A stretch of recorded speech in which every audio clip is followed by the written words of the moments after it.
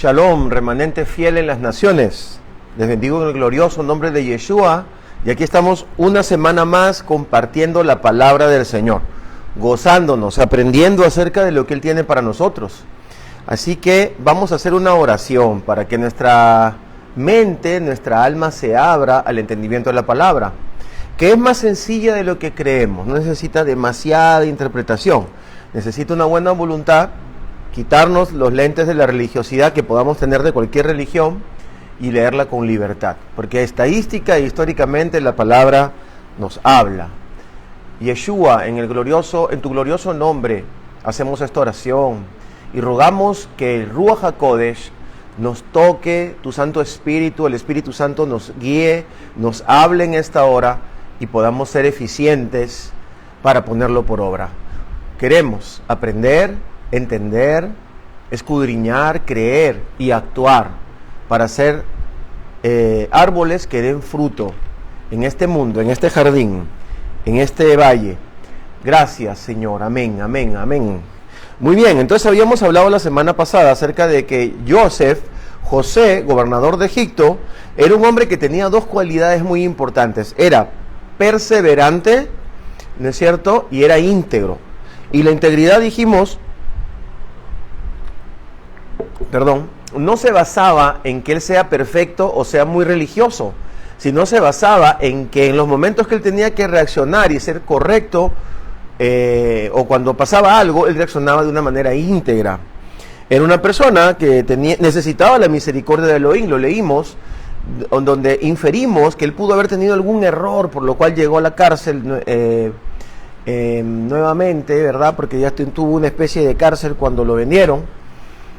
Y luego vemos que cuando llega Faraón tiene la integridad y tiene la capacidad de ser humilde y decir: yo no voy a interpretar los sueños, lo voy a interpretar el Señor. Elohim es el que interpreta los sueños. Y habla clara y abiertamente con Faraón acerca de la influencia de Elohim para todo esto. Y Faraón reconoce que este Elohim, que este Dios verdadero, el Dios de los hebreos, era un Dios con poder, y que había ungido a este hombre. Tenía una buena fama de que donde él estaba había bendición. Y miramos repasando un poquito en el Génesis capítulo 41. Génesis 41:16 dice: José respondió a Faraón diciendo: no es mérito mío, es Elohim quien dará a Faraón respuesta satisfactoria. ¿Qué significa satisfactoria? Que le va a decir la verdad. Era un hombre que hablaba con seguridad, que se atrevía.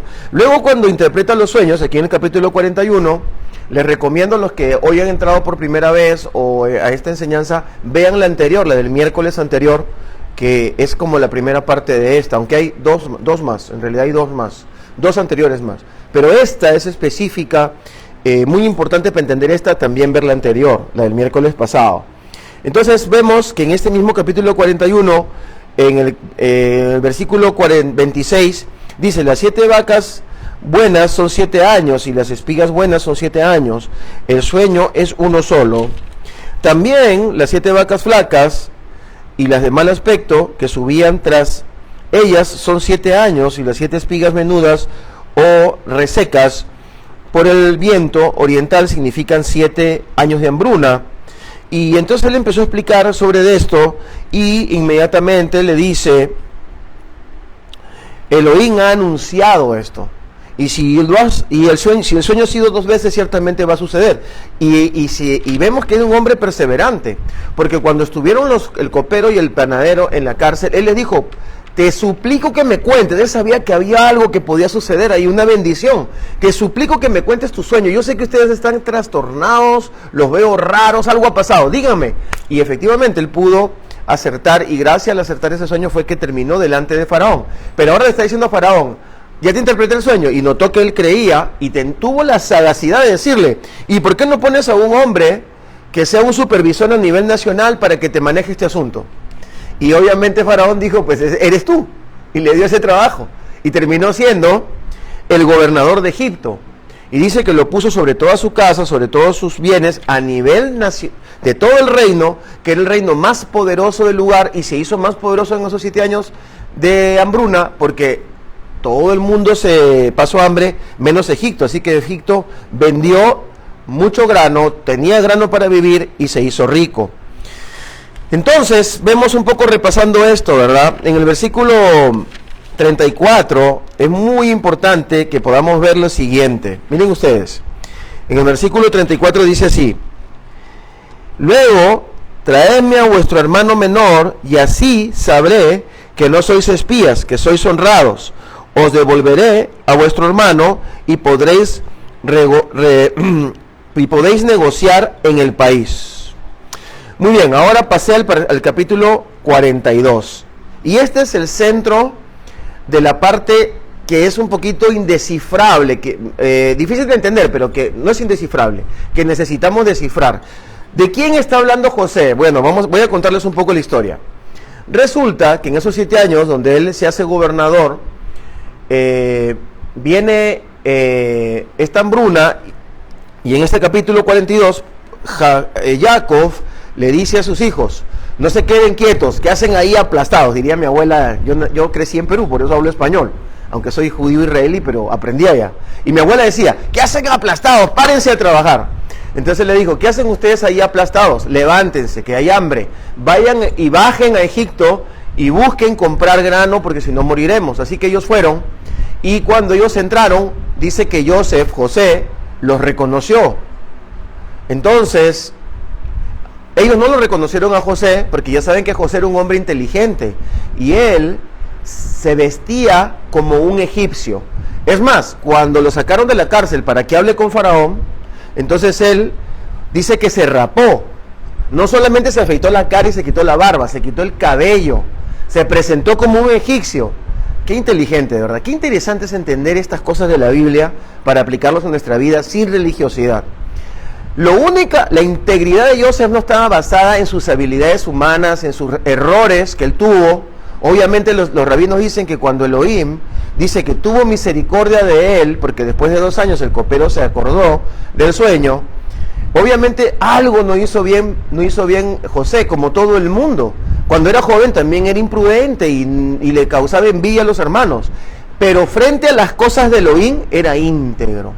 Cuando venían donde el rey David y le decían: tú has pecado y has hecho esto, él se postraba a tierra y pedía perdón al Señor.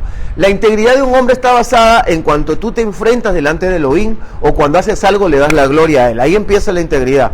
No cuando te fuerzas y quieres ser perfecto y santo, incólume sobre todo delante de la gente, porque eso sí es más fácil. A solas es donde de verdad las papas queman. Entonces él le dio la gloria al Señor. Él fue un hombre que le dio la gloria al Señor. Y Elohim lo respaldó, y Elohim se hizo famoso en todo Egipto, por lo menos en ese tiempo y con ese faraón. Ahora bien, dice la palabra que entonces Elohim, Faraón le dice: te casarás con la hija de Potifera. ¿Recuerdan? Potifar se llamaba el que lo metió en la cárcel primero, que era su primer jefe, que lo puso también sobre toda su casa, y la mujer de este hombre lo quiso tener relaciones con él. Ahora estamos hablando de otro personaje que Faraón dice: será Asenat tu esposa. Y él dice: sí, señor, cómo no, lo que usted quiera. Ya él estaba dentro de la organización, era parte del gobierno, y ahora él se tenía que sujetar. Era un hombre que entendía cómo funcionaban las cosas. Pero entonces los religiosos dirían: pero ¿cómo se va a casar un hebreo con la hija de Potifera, sacerdote de Om? Es decir, sacerdote del sol, del dios Ra. ¿Cómo es posible? Pues es posible cuando abres tu mente y tratas de entender la palabra del Señor. Porque una cosa es que tú quieras que la palabra se ajuste a tu religión, se ajuste a tu denominación, se ajuste a tus prejuicios, a tu cultura, y otra cosa es que tu cultura, tus prejuicios y tu denominación, que todo eso es bueno, no es malo, pero que lo ajustes a la palabra del Señor. Son dos cosas muy diferentes. Parece lo mismo, pero son bien diferentes. Entonces cuando lo ajustas, empiezas a tratar de entender, a ser humilde, empiezas a estudiar historia, empiezas a estudiar entorno, empiezas a estudiar qué cosa era Egipto en ese tiempo. Ya estaba escrita la Torá, ya conocía José los mandatos de Elohim, ¿o no? No, pues todavía no. Porque después de estar en Egipto, es que aparece justamente este otro faraón, Ramsés, que odió a Israel y lo persiguió. Entonces tenemos que en este entorno llegan los hermanos, me voy adelante de nuevo, no he terminado. Entonces llegan los hermanos de Joseph, ¿no es cierto? Dice que Jacob dijo, váyanse, eso lo pueden leer en el capítulo 42, está bien bonito. Tipo Netflix, ahí te regresan, te trae para atrás la historia y todo bien bonito. Entonces, resulta de que le dice, vayan los 10 y me dejan aquí a Benjamín porque si Benjamín también muriera, yo también moriría. Así que vayan. Cuando están allá, dice que José les dice, a ver, ¿a qué han venido? No, hemos venido a comprar granos, pero ustedes tienen cara de espías, ¿ah? Como 4 veces le repite que eran espías. Ya los había reconocido. Entonces ustedes, ¿quiénes son? Bueno, nuestro padre se quedó en Canaán, somos hijos de un solo varón y somos gente prudente. Pero ¿sabe qué? Por favor, no nos vaya a hacer mal, porque nuestro padre está confiando que vamos a hacer bien las cosas. ¿Y tienen más hermanos? Sí, tenemos un hermano menor que quedó con nuestro papá. Y tuvimos otro, pero ¿saben qué? A ese otro le hicimos daño. Ellos le empiezan a contar, tipo latino, así somos los latinos, ¿verdad? Cuando tú conoces a un americano o un alemán, no te cuenta nada, tienes que sacarle con cuchara las cosas. Pero te cuentas, te sientas con un latino en el aeropuerto, en un autobús, tú le preguntas cómo te llama y él te dice quién era su abuelo, su abuela, cuántos hermanos tiene. Así somos los latinos. Al mero estilo latino le cuentan todo. Y él dice, muy bien, para yo comprobar que ustedes no son espías, les voy a pedir una prueba. Traigan a Benjamín, a su hermano menor, todavía no le habían, obviamente no le habían dicho el nombre, y así entenderé que ustedes son reales. Pero me dejan a Shimeón, estaba Rubén, que era el mayor, que era el que estaba haciendo toda la gestión de negocios, y Shimeón, que era el segundo, se queda en prenda. Y dicen, miren, ve, yo les recomiendo algo, mejor ni regresen si no tienen a su hermano menor, porque ustedes son, obviamente en el corazón de Joseph estaba, estos sinvergüenzas pudieron haberme matado, me vendieron, y son capaces de haberle hecho algo también a mi hermano de sangre, hijo, o sea, Joseph y Benjamín, o José y Benjamín en español, eran hijos de Rachel, o Raquel en español. Eran ellos dos hijos de esta mujer por la cual Jacob trabajó muchos años. Si quieren escuchar más de esto, están ahí en el Facebook, cuento toda la historia, los servicios anteriores. Pero esta mujer, Rachel, era la que Elohim había puesto en el corazón de Jacob como matriarca. Porque no existe patriarca sin matriarca. No puede existir un ministerio de Abraham sin Sara. Sara era fundamental. Era algo que Elohim había planeado de esa manera. Y luego Isaac con Rebeca, Rivka en hebreo. Tenía que ser las matriarcas. Y las matriarcas cumplieron funciones súper importantes en cada uno de estos pasos que Elohim dio para constituir el pueblo de Israel, de donde iba a venir Mashiach más adelante, que esa era la razón. Muy bien, entonces se van a Canaán y cuando hablan con Jacob le dice Jacob, pero ¿cómo es esto? Pero ellos le muestran y le dicen, mire, este hombre es muy raro, nos ha mandado con plata, con oro, parece que no es que nos quiera hacer daño, pero igual tenemos miedo. Bueno, le dice, vayan y lleven a Benjamín, ¿qué vamos a hacer? Pero si pasa algo, de verdad, yo creo que ahora sí me voy a ir al Seol directamente. Entonces Rubén le dice, mata si quieres a mis 2 hijos y yo no te regreso a Benjamín. Qué interesante, ¿no? Tener tu papá, tener un montón de hermanos, pero te das cuenta que tu papá tiene un rollo con el tal Joseph, pero ahora tiene un rollo con el tal Benjamín. ¿Qué pasa? ¿Qué es esto? ¿Qué significa esto? A veces los padres cometemos ese error que amamos más a un hijo que a otro y causamos daño, pero aquí estamos entendiendo que Elohim le había dado la promesa a Abraham, que en él serían benditas todas las familias de la tierra, que quiere decir que iba a ser restituida la autoridad del hombre sobre el planeta a través de Abraham. Y esa primogenitura y esa promesa pasa a Isaac, luego pasa a Jacob, y Jacob tenía que transferirla, y veía que nacían sus hijos y veía este no es, hasta que nace Joseph y dice, este es el que tiene las condiciones. A este le voy a transferir la promesa de en ti serán benditas todas las familias de la tierra, y la promesa poderosa de Génesis 3 de que habrá un varón, hombre, que le pisará la cabeza a la serpiente para restituirnos genéticamente nuevamente. Todo eso lo he explicado muchas veces y lo pueden revisar. En ese contexto está el amor de Jacob hacia el primogénito. Es el que tiene la ambición por Elohim, es el que tiene la actitud frente a Elohim, es el que le gustan las cosas del Señor, es el que entiende las cosas espirituales. Si tú quieres ser primogénito en tu familia, necesitas desarrollar eso. Y el Señor te va a usar. Y si eres creyente y eres padre de familia y no tienes eso, eres una persona que ha fracasado.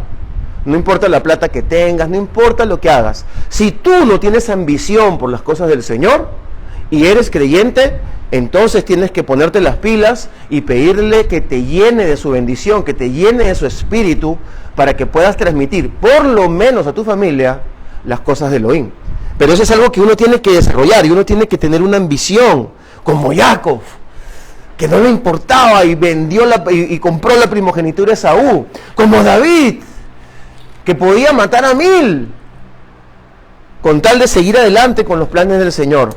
Es una ambición que el Señor quiere ver en nosotros para poder usarnos como primogénitos. Muy bien, pero estamos hablando del poder de la humildad, el poder de la humildad.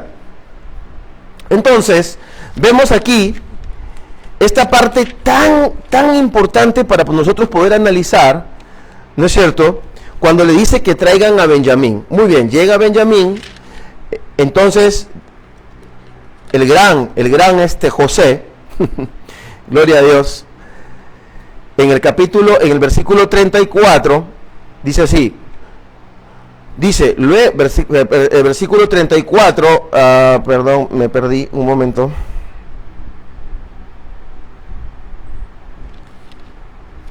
Sorry. Pero del capítulo 43, pasé al capítulo 43, versículo 34. Luego él tomó porciones de delante de sí para ellos, pero la porción de Benjamín era 5 veces mayor que las porciones de todos ellos, y bebieron y se embriagaron. Aquí se cierra un círculo. Él, estando a solas con sus hermanos, se da a conocer a ellos. Pero dice que antes de eso, cuando él los vio por primera vez y se dio cuenta que eran sus hermanos, él se metió y lloró solo. Ese es el llanto de Mashiach por su pueblo. Pero luego, cuando ellos regresan y ve que la ecuación está completa, porque Benjamín está y no lo habían matado, entonces él les perdona y les dice, por causa del plan de Elohim es que pasé todas estas cosas malas. No se echen ustedes la culpa, el Señor nos va a bendecir grandemente para que nuestro pueblo siga adelante. Eso está en el capítulo 45, ¿no? En el versículo 9 dice así,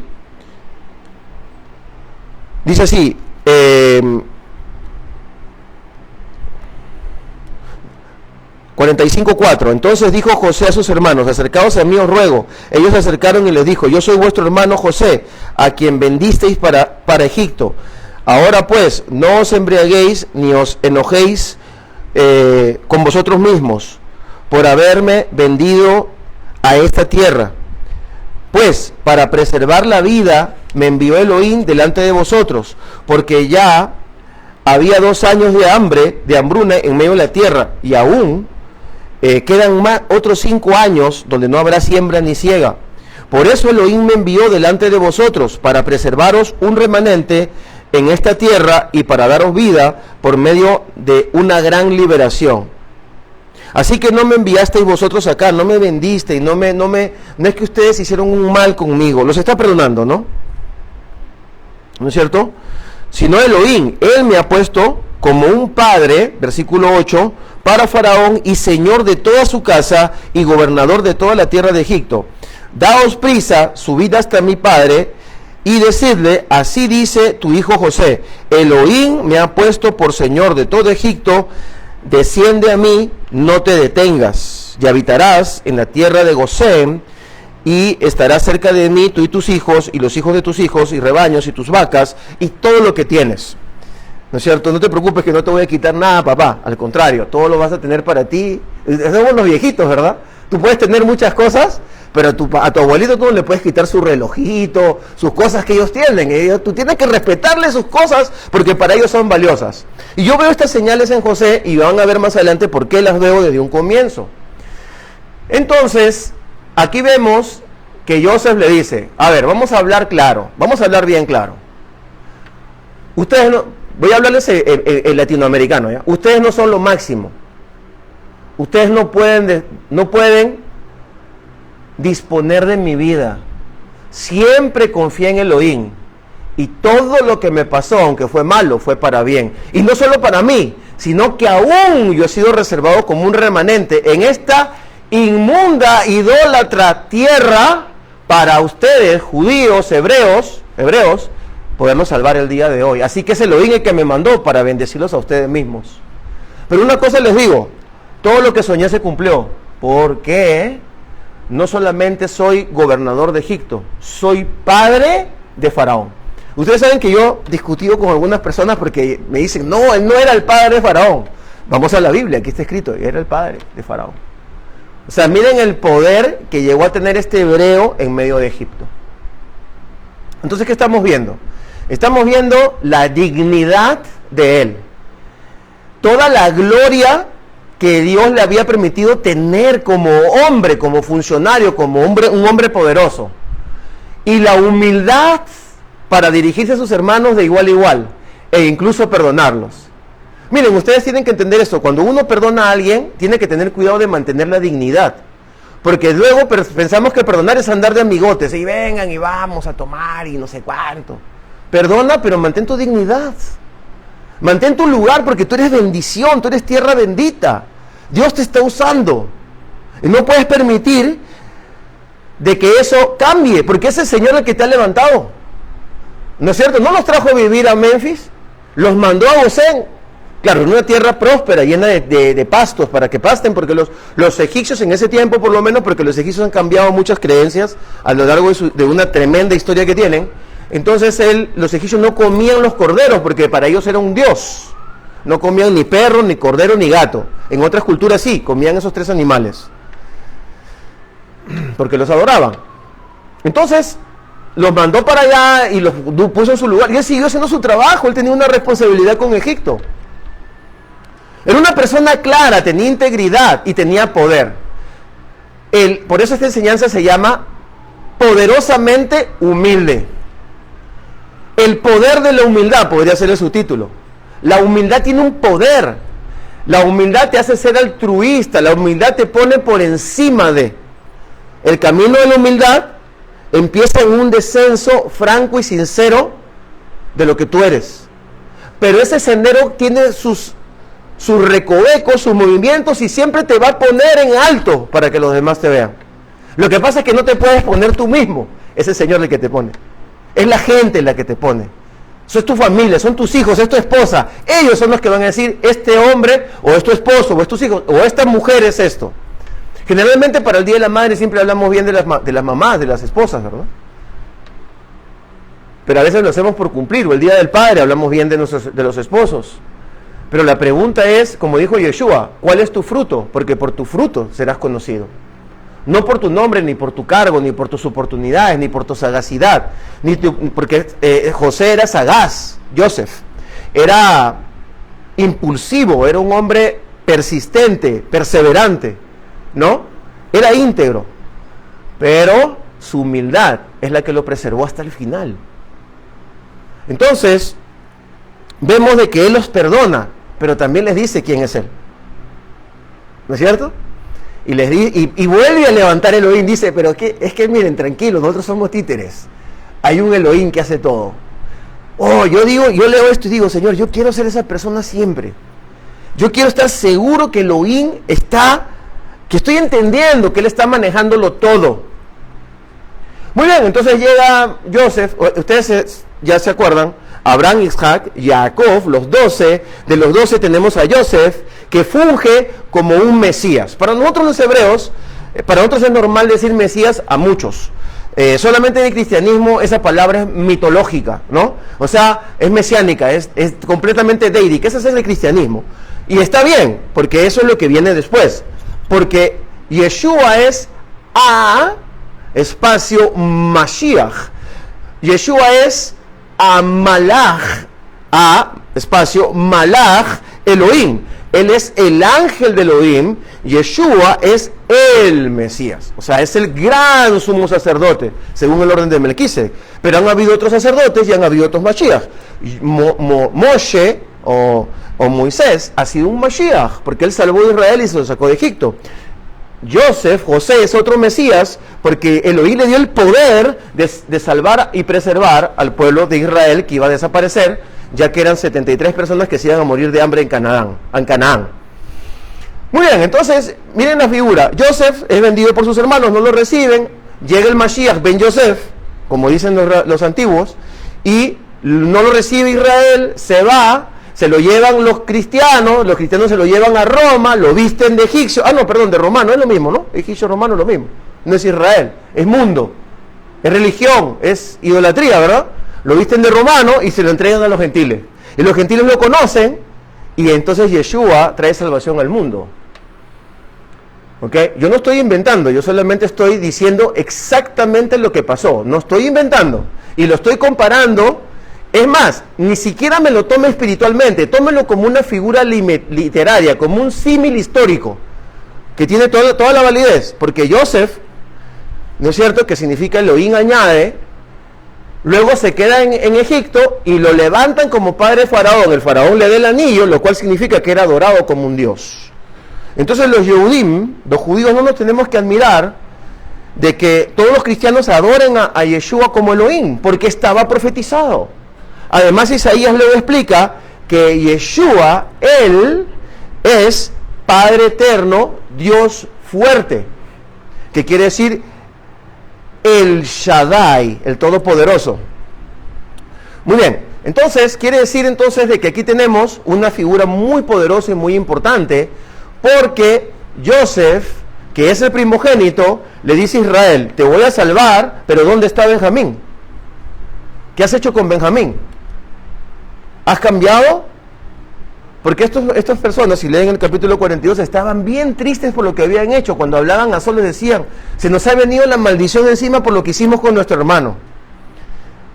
Pero ¿saben una cosa? Yeshua jamás va a ir contra Israel. Yeshua fue contra los líderes hebraicos de hace 2000 años, porque era un tiempo corrupto. Flavio Josefo, el Talmud, todos nos explican que hace 2000 años, Segundo Templo, estaba muy corrompido Israel. Por eso Yeshua fue contra esos líderes. Pero los líderes corruptos hoy día son los pastores, los apóstoles, los profetas. ¿No es cierto? Yo no voy a decir quiénes, pero tienen que haber. A lo mejor yo soy uno de ellos.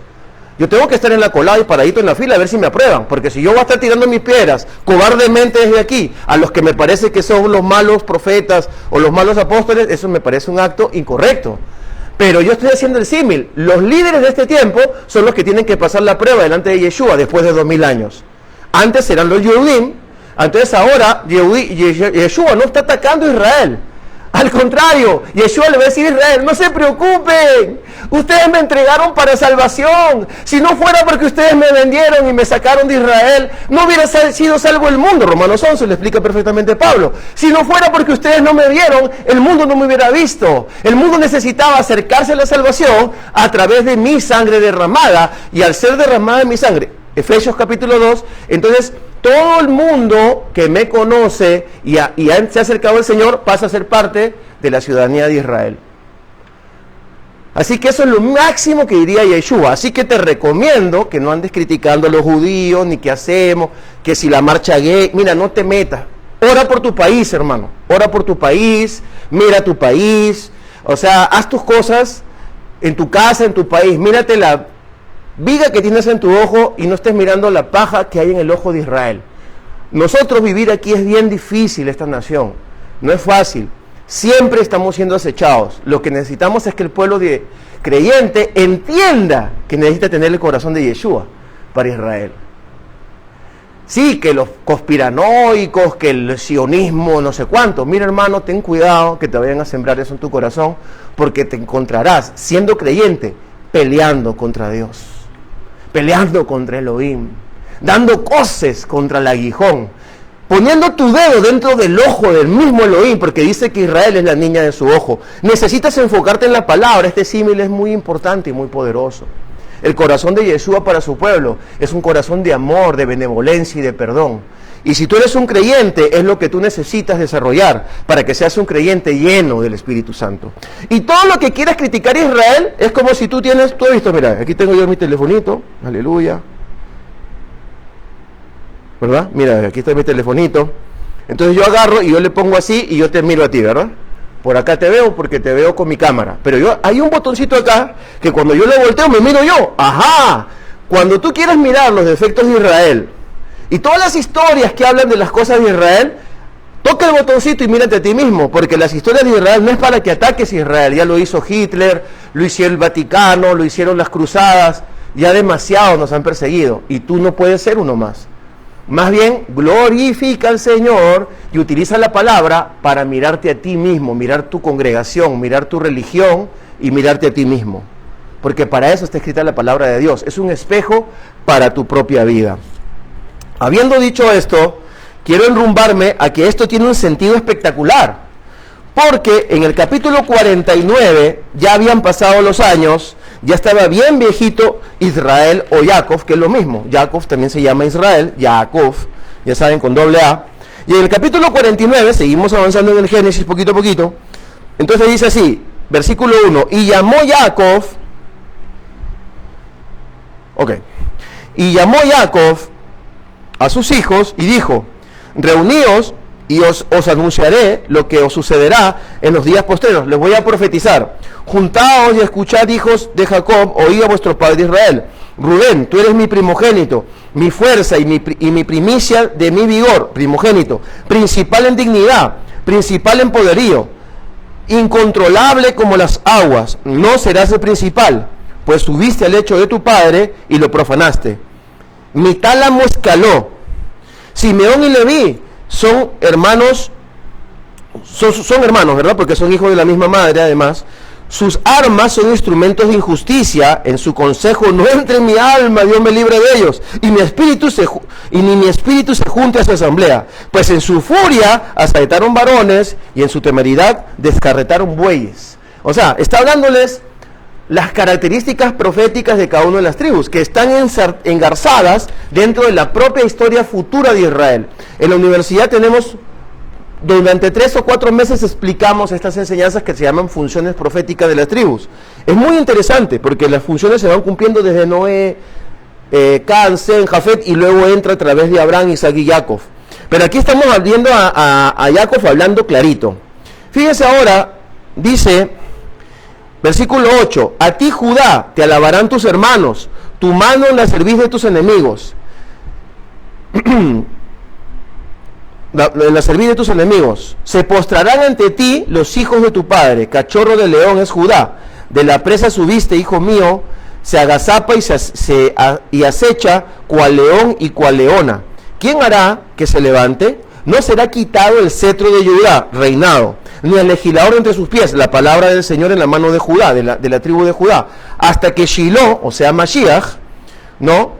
Hasta que llegue Shiloh, y sea suya la obediencia de los pueblos, de los Goim, de las naciones. Es que está tan claro, capítulo 49 aquí, está hablando de que en el pueblo de Israel hay una función mesiánica para los pueblos, a través de Shiloh, que quiere decir, como viene de ahí viene la palabra. Hay varias palabras que vienen de ahí, pero tiene que ver con Mashiach y con enviado.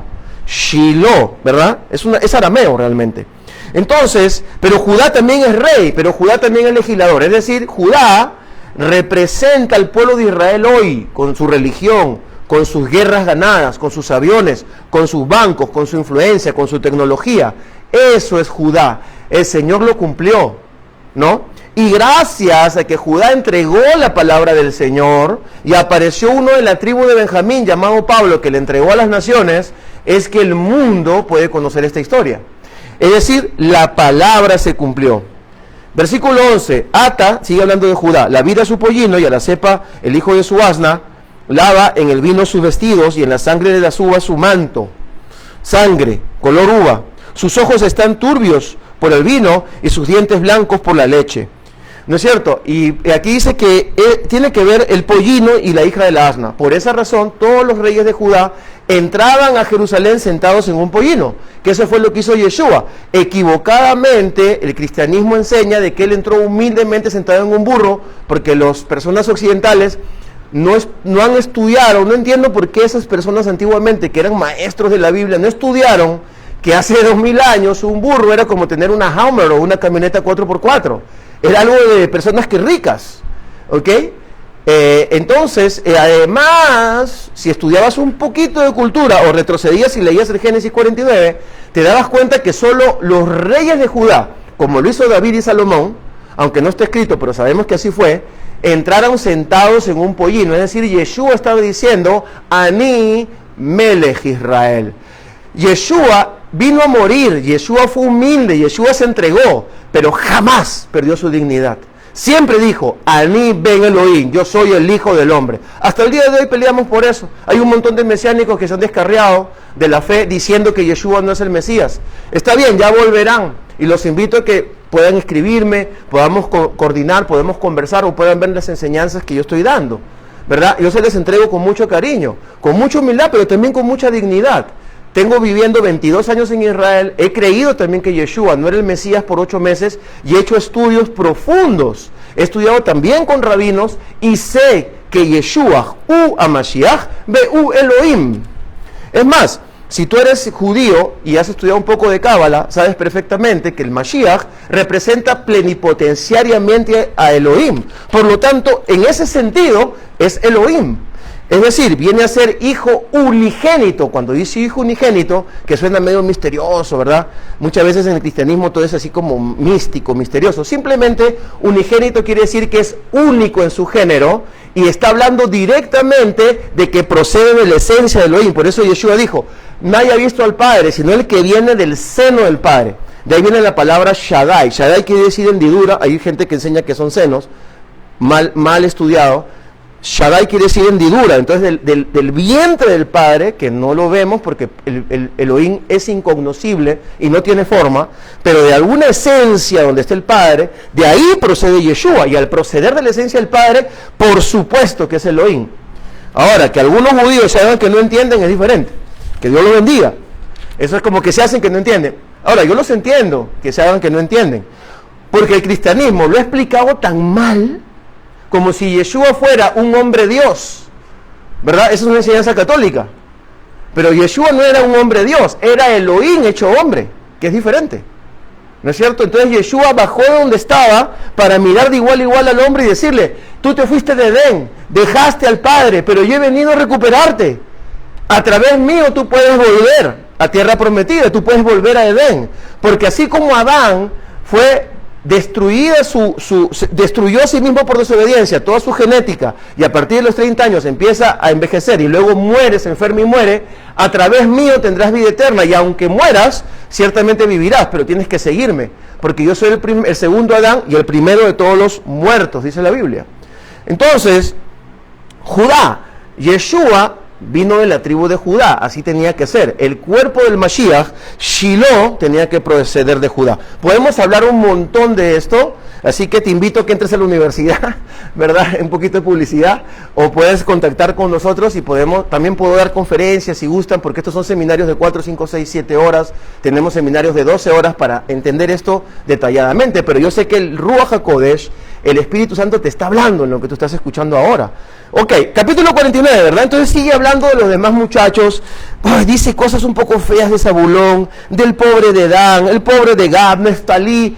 Todos los 10 pasan por ahí hasta que llega finalmente a Yosef, ¿no es cierto? Y dice así, versículo 22, 49-22. Retoño fructífero es José, retoño fructífero junto a la fuente, cuyos vástagos trepan sobre el muro.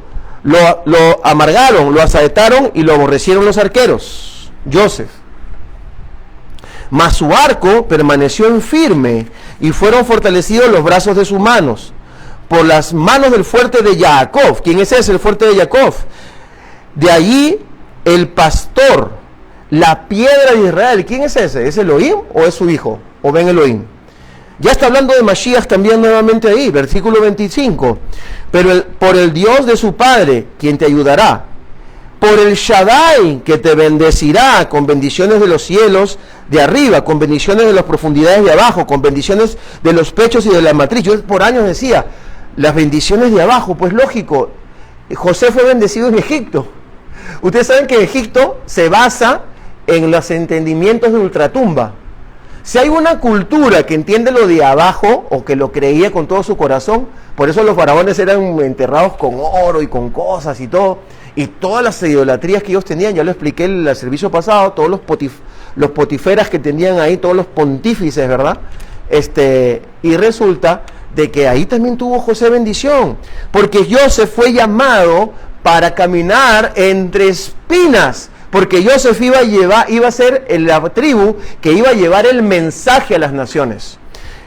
Yehuda iba a constituir a Mashiach, pero Joseph, como primogénito, iba a enviar el mensaje a las naciones. ¿Cómo no? ¿No es cierto? Dice, versículo 26, y versículo 25 todavía, con bendición de las profundidades de abajo, con bendición de los pechos y de la matriz. Las bendiciones de tu padre han sobrepasado las bendiciones de mis antepasados, hasta el límite eterno de los collados eternos. Sean ellas para la cabeza de Joseph y para la coronilla del consagrado entre sus hermanos. O sea, hermanos, el que fue consagrado espiritualmente fue Joseph. Y por eso, ¿por qué algunas personas dicen de que bueno, lo que pasa es que en hebreo shat se dice pecho, pero la razón por la cual shat se dice pecho es porque para tú dar de mamar, tú no le das de mamar a tu niño, la mujer y se pone así, el niño está parado, aunque he visto algunos casos, no sé. La mujer lo carga, lo pone en su hendidura, ella se encoge y al ponerlo en la hendidura, entonces el niño puede mamar. Entonces ese acto de darle mamar al niño es el vientre y el pecho. Entonces de ahí viene la palabra Shaddai, que significa hendidura y dar provisión total al niño. De ahí viene la palabra Shaddai y ese es uno de los nombres de Dios. Es uno de los nombres de Elohim. Y esa es la bendición sobre José. Iba a mamar directo de la bendición de Dios. José, era aquel que iba a entregar bendición consagrada por encima de todos sus hermanos. ¿No es cierto? Les dejo la de Benjamín para que la lean en su casa. Está en el capítulo siguiente, que es el capítulo 27. Porque Benjamín dice es lobo arrebatador que toma la presa en la noche y dice que por la mañana la reparte a sus hermanos. Lobo arrebatador. Por eso el símbolo de la tribu de Benjamín es un lobo. Muy bien. ¿Qué vemos aquí? Aquí vemos algo que necesitamos contrastar con Primera de Crónicas. Miren lo que dice Primera de Crónicas, capítulo 5, versículo 1. Primera de Crónicas, capítulo 5, versículo 1. Yo sé que ya lo que ven este canal o estas enseñanzas vienen con su papel, con su lápiz, con su teléfono y anotan, ¿verdad? Miren, los hijos de Rubén, dice, primogénito de Israel, porque él era el primogénito, mas como violó el hecho de su padre, sus derechos de primogenitura fueron dados a los hijos de José, hijo de Israel. Vuelvo a repetir, sus derechos de primogenitura fueron dados a los hijos de José, hijo de Israel, y no fue contado por primogénito. Miren, versículo 2, tiene que usted que estudiar esta parte y leerla. Yo no estoy interpretando, le estoy leyendo cosas concretas. Bien que Judá llegó a ser el mayor sobre sus hermanos y príncipe de ellos, mas el derecho de primogenitura y el príncipe de ellos fue José. ¿Qué les parece? Yo no estoy inventando. Entonces, claro, nosotros nos enseñan una teología bastante judaica, porque acuérdense, el cristianismo es judeocristianismo. Entonces nos enseñan que el primogénito es Judá. Claro, de Judá salió David y de David salió el Mashiach, y esa es parte de la profecía. Pero el mensaje, la estructura de estudio, la pedagogía del mensaje es a través de Joseph, pero a través de Efraín. Porque dice, le fue entregado a los hijos de José, la primogenitura. Entonces, no se preocupen, voy a terminar. Yo esta parte leo y ya terminamos. Aguanten un poquito. Ahora, ese es el capítulo 49 leí, capítulo 49 de Génesis. Ahora retrocedamos al capítulo 48. O sea, ya antes de que Jacob le diera la bendición a sus hijos, él se había reunido con José antes. Capítulo 48, dice así. 48.1. Después de estos sucesos, se le avisó a José, a Joseph, mira, tu padre está grave. Entonces él tomó consigo a sus dos hijos, Manasés y Efraín, lo cual significa que ya habían conversado,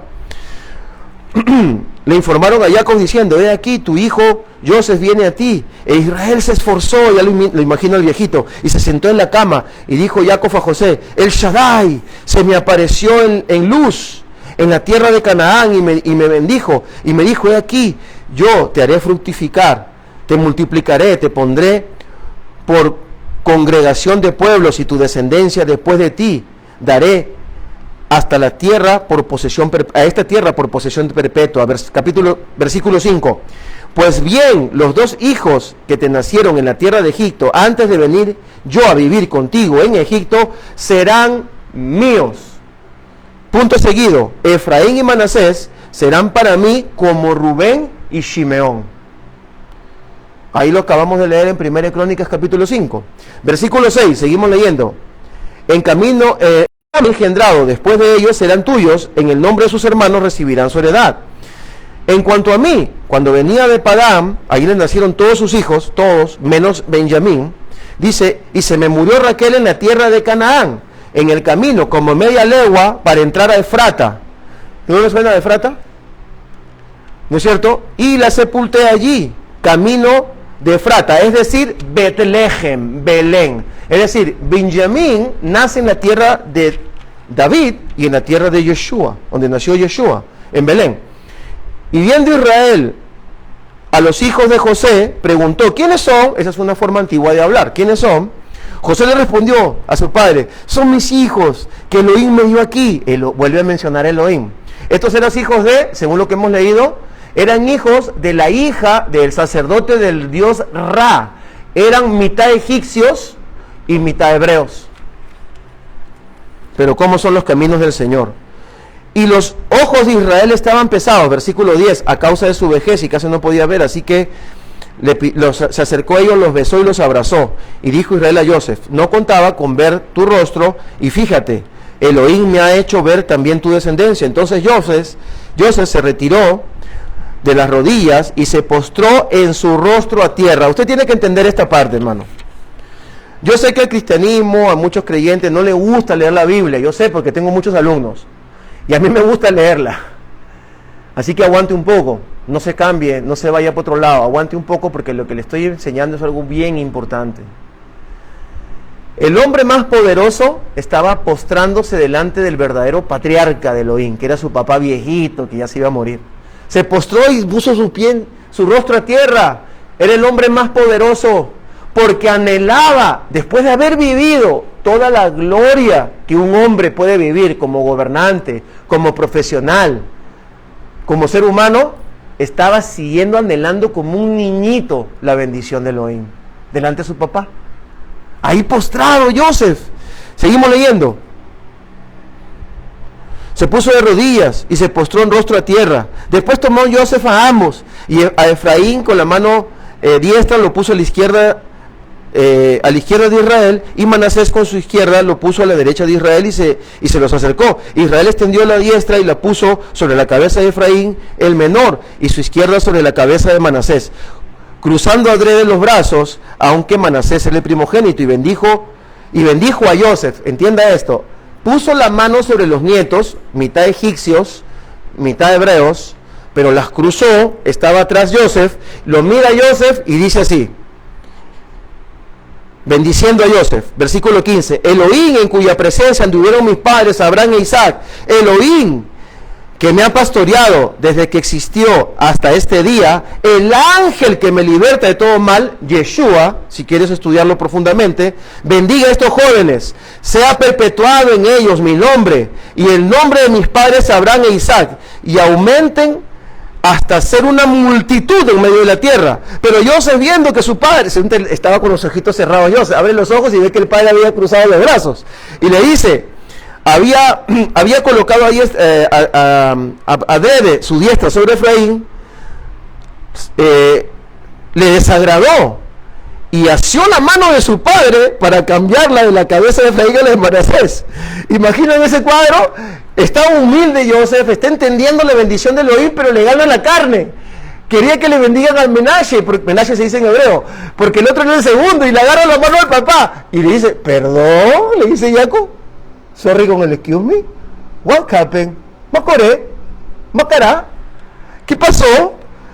Y le dice, mientras decía a su padre, así no, Padre mío, porque este es el primogénito, pon tu diestra sobre su cabeza. Pero su padre rehusó y le dijo, lo sé, hijo mío, lo sé. También él llegará a ser un pueblo y también será grande. Sin embargo, su hermano menor será más grande que él y su descendencia llegará a ser multitud de naciones, multitud de pueblos, multitud de otras naciones. Él iba a trascender Israel, porque si no hubiera dicho, sería multitud de pueblos, multitud de tribus. Está hablando de las naciones. Por esa razón tenía que ser dispersado Israel de alguna manera. El reino de Efraín salió dispersado, el reino del norte, para todas las naciones del mundo. El defecto de Efraín pasó a ser la bendición de las naciones. Y en Romanos 11 le explica perfectamente Pablo, y dice, el defecto de Israel pasó a ser la bendición de las naciones. ¿Cuánto más la restauración de Israel delante de su Salvador? Muy bien, vamos a cerrar. Yo sé que usted me ha entendido. Yo sé que usted va a ser fiel y va a leer. No le cuesta nada. Léase desde el 29 hasta el 50 de Génesis. Léalo, se va a deleitar, se va a gozar. Ahora, si usted es mesiánico o usted es judío, entienda que la gloria de Joseph era la humildad. ¿No es cierto? Era la humildad. Y el artificio de todo este mecanismo, el artificio lo hace Elohim. Y él decide que el primogénito de las 14 tribus, que eran 15, porque Dina se le cuenta como una hermanita, por eso el Señor la menciona, la matan primero, luego, ¿verdad? Pero contando a Leví y a Adán, que Leví sale porque queda como sirviendo a todas las tribus, y Dan también desaparece, de todas maneras son 14 tribus. El príncipe de esas tribus era Efraín, no era el hijo, era el nieto, porque a Elohim le plació, y Jacob estaba conectado. Por eso le dice, la bendición que Elohim me ha dado es mayor que la de Abraham e Isaac. Lo dice súper claro. Y esa está sobre ti. Yo me imagino que cuando Joseph fue a ver a su papá, seguramente se vistió como hebreo, ¿verdad? Porque él era funcionario de Egipto. Se quitó la ropa y se fue a ver a su papá. Y con su verdadera identidad, con la que tuvo que guardar y tener guardada para poder cumplir su destino poderoso.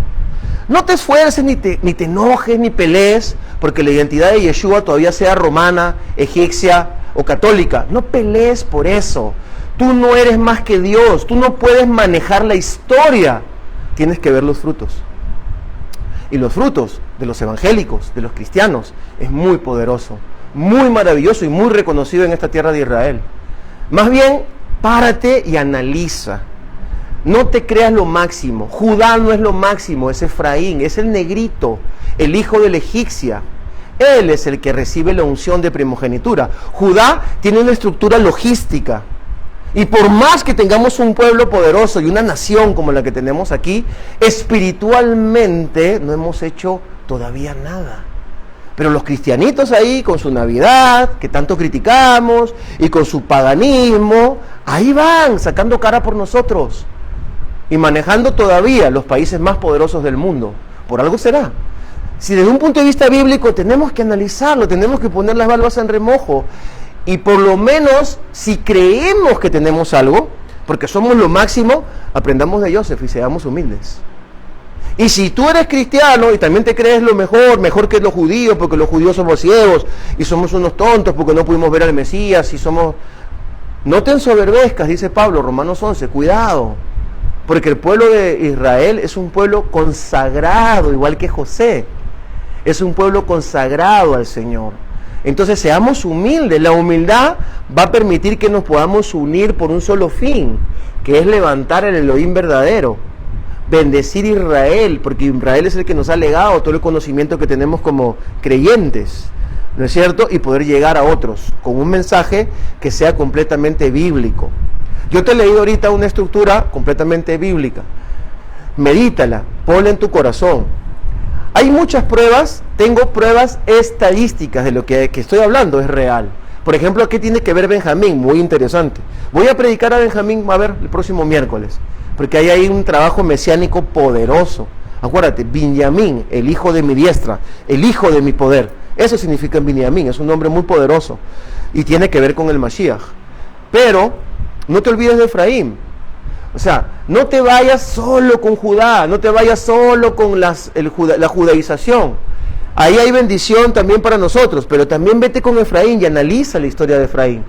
Entiende que Josué, el que hizo entrar, te voy a dar 2 o 3 estadísticas, tengo más. El que hizo entrar al pueblo de Israel, a las legiones del Elohim viviente y conquistó toda la tierra prometida, fue un descendiente de Efraín, llamado Josué, el sirviente de Moisés. ¿No es cierto? Samuel era de la tribu de Efraín, el gran profeta, juez, maravilloso hombre, ejemplo de nuestro pueblo, que ungió nada más y nada menos al rey David, era de la tribu de Efraín. ¿Qué te parece? Y puedo demostrarte más y más. Quiere decir que Efraín está como escondido, porque a lo mejor hemos hecho mucha publicidad a Judá, pero es tiempo de que salga a relucir que hay una función para aquellos que pensionamos el nombre del Señor, leemos la palabra, y a lo mejor no somos tan puros para muchos, porque no somos tan puros, no somos tan originales, pues. Pero puede ser que el mensaje sí sea original y que nuestro testimonio sí sea puro. Y ahí deberíamos entrar todos. Tú no te sientas menos que nadie. Si tú eres creyente, lleva la palabra con propiedad. Sé íntegro para el Señor. Sé sagaz. Sé humilde. Y sé también digno, como lo era Joseph.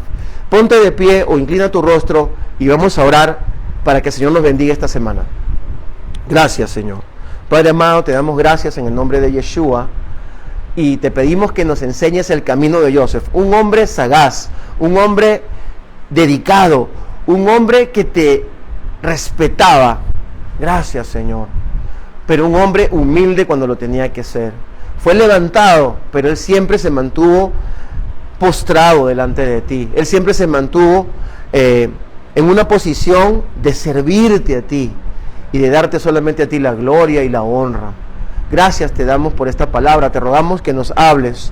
Te rogamos, Señor, que todos aquellos que en las naciones creen en Yeshua y creen en tu palabra, amen Israel, respeten Israel, tengan el mismo corazón de José para Israel. Más bien agradezcan y sean intercesores como el muro de fuego con el cual trabajamos y vemos tu bendición a través de ellos, Padre. Y todas las personas que se sienten hebreos, mesiánicos, judíos, respeten a los hermanos cristianos y a todos aquellos que te buscan con todo su corazón. Porque en los dos lugares hay malos y hay buenos, hay personas equivocadas y personas encaminadas. Y todos estamos en un proceso caminando hacia ti para encontrarte a ti, Señor. Aparta de nuestros corazones ser jueces, sino ponga en nuestro corazón ser servidores. Bendigo sus vidas, amados hermanos, y confío de que esta semana, de aquí hasta el fin de semana, va a haber buenas noticias para sus vidas, nuevas conexiones, bendiciones, puertas abiertas, nuevo entendimiento, capacidad para dejar los errores, fortaleza para escoger lo mejor en sus vidas. Sean bendecidas sus familias, sean bendecidas sus manos, el esfuerzo de su trabajo sea remunerado, el Señor les dé creatividad para prosperar, para ser cabeza y no cola. El Eterno los bendiga, nos vemos el próximo miércoles. Shalom.